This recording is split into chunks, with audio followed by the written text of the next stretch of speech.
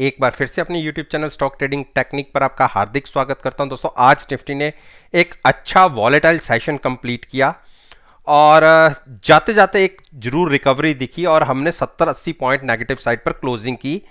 Nifty की बात कर रहा हूं और निफ्टी की सेलिंग स्टॉक स्पेसिफिक ही होती है और किन्हीं स्टॉक्स के अंदर ये सेलिंग देखी गई उसमें से कुछ स्टॉक्स पर मैं रोज अपनी एक वीडियो पोस्ट करता हूं और उसको अगर एनालाइज करना चाहते हैं तो आज के सेशन के साथ कंपेयर कर सकते हैं। नीचे डिस्क्रिप्शन बॉक्स के अंदर वो वीडियो है आज के सेशन से रिलेटेड। अब कल इस वीक का आखिरी दिन और एक्सपायरी का मंथली एक्सपायरी का पहला दिन, तो इस पे कैसी पॉसिबिलिटीज दिख सकती हैं एक बार उसको डिस्कस करने की कोशिश करते हैं। देखिए, आईटीसी के अंदर मैंने आपसे क्या कहा था कि 205 के नीचे और 200 के बीच में जहां आपको सुटेबल लगे आप बाइंग कर सकते हैं। मैं रिटेल इन्वेस्टर्स की बात कर रहा हूं जिनको मैं डिप पर बाइंग करवाता हूं। आप देखिए, जो रिसेंटली हाई लगे थे 219 के, वहां से आपको ये स्टॉक देखिए कम से कम नहीं तो 5 से 6% नीचे मिल रहा है।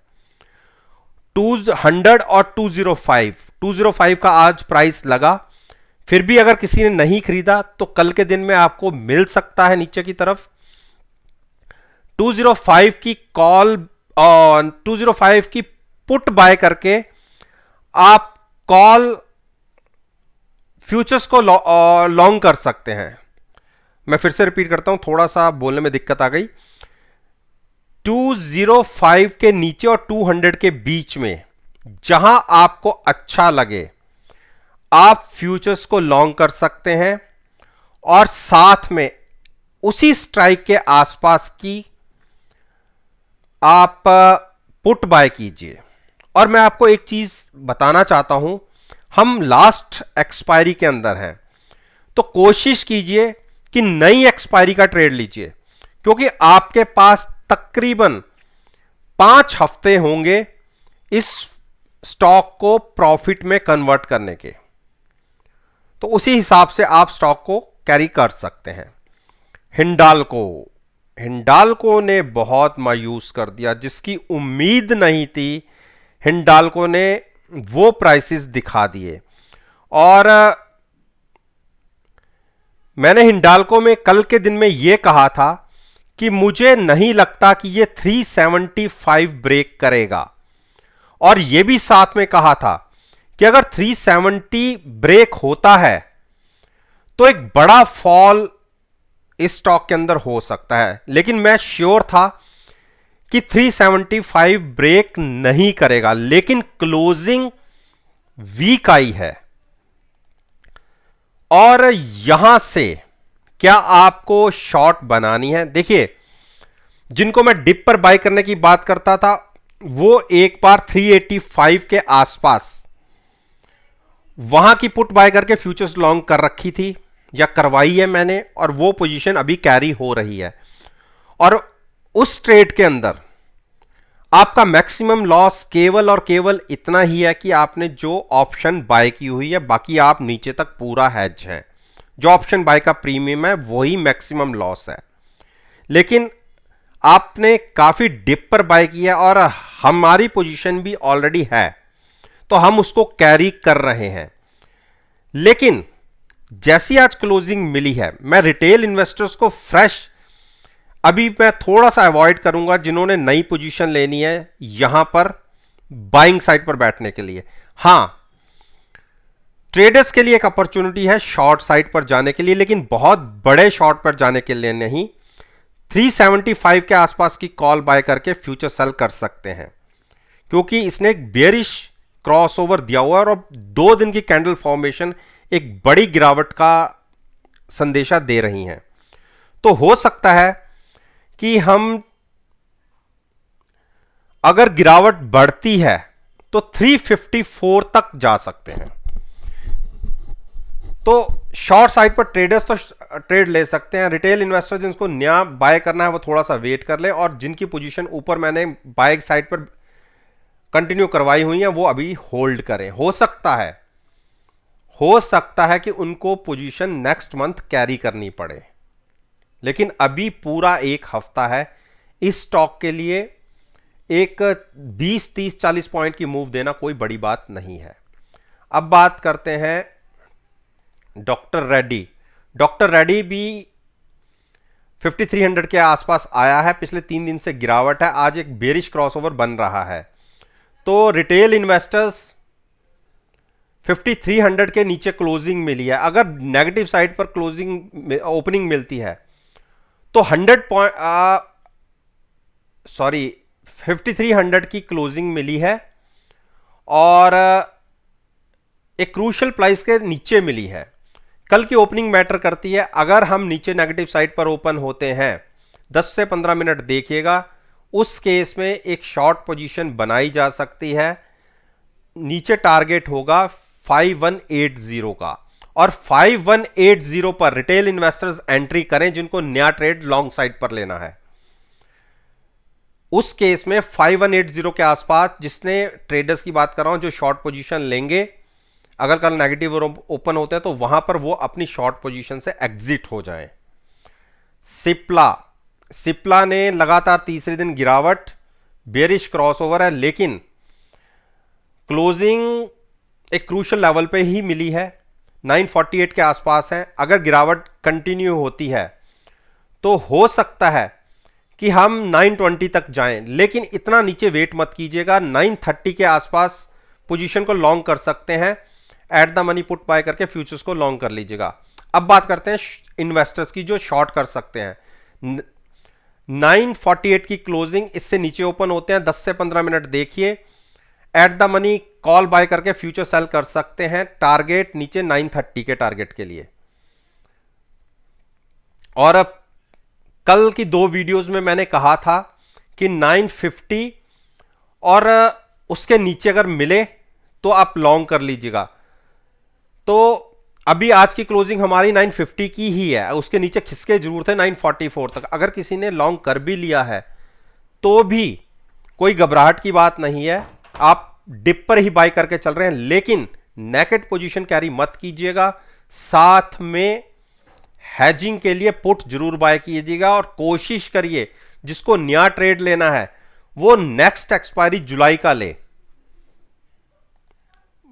भारती देखिए, भारती में मैंने क्या कहा था कि 530 के टारगेट्स हमें दिख सकते हैं जब हमने इतनी ऊपर की मूव दिखाई, और यह भी मैंने साथ में कहा था हम 520 और 525 के बीच में इसको लॉन्ग करेंगे।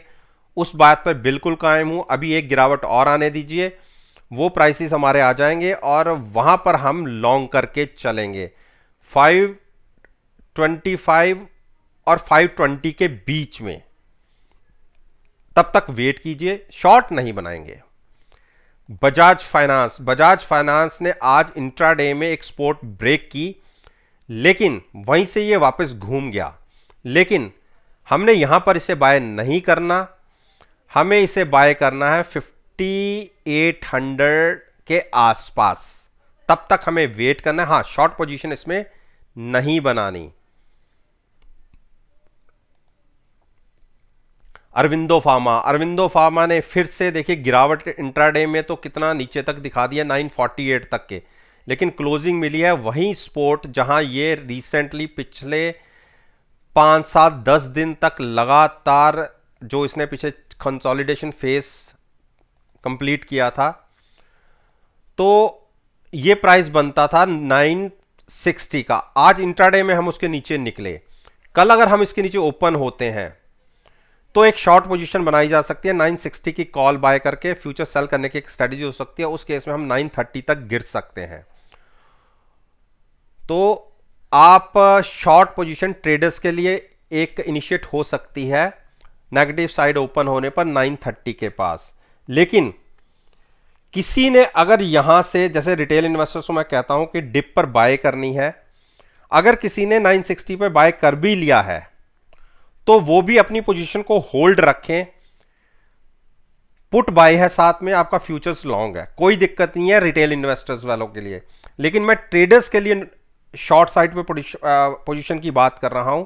अगर 960 के नीचे ओपन होते हैं तो वो एक पोजीशन कैरी कर सकते हैं, साथ में कॉल बाय करके फ्यूचर सेल करने की, क्योंकि वो स्विंग ट्रेडर्स होते हैं, ट्रेंड के हिसाब से फटाफट अपनी पोजीशन को चेंज कर सकते हैं। तो इसीलिए ऐसे ट्रेड्स केवल और केवल ट्रेडर्स के लिए ही होते हैं। अब हम बात करें अंबुजा की।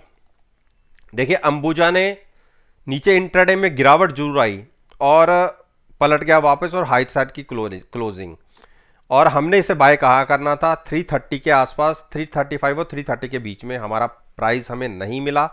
हाँ, इंट्राडे में जरूर 336 के प्राइसेस दिखे, लेकिन हमारा 335 और 330 के बीच में बाइंग का था। थोड़ा सा 1-2 पॉइंट से हम चूक गए, तो कोई बात नहीं, फिर से देखने को मिल सकते हैं। तो इसमें हमें वेट करना होगा हमारे प्राइसेस आने का। अब बात करते हैं HPCL। हिंदुस्तान पेट्रोलियम में एक न्यूज निकल के आ रही थी, मेरी भी सोच से बाहर था कि इतनी ओवरबॉट होने के बावजूद ये स्टॉक गिरावट क्यों नहीं दिखा रहा। और आप सभी को पता है कि जो इनकी एसेट्स हैं, ये जो PSU कंपनीज हैं, इसकी एसेट्स को बेचने के ऊपर सेंटर में कोई डिसीजन लेने की बातें चल रही हैं। तो उस वजह से इस स्टॉक के अंदर लगातार एक अपसाइड की मूवमेंट देखी जा रही है, क्योंकि गवर्नमेंट इसमें कोशिश कर रही है इनकी एसेट्स को सेल करने की। और आप सभी को पता है, जब कोई कंपनी अपनी एसेट सेल करती है तो कंपनी की बुक्स में कैश इनफ्लो होता है, जिससे इनके काम करने की क्षमता बढ़ती है और कैश लेके जो बैठी हुई कंपनी होती है उसके फंडामेंटल ज्यादा स्ट्रांग होते हैं।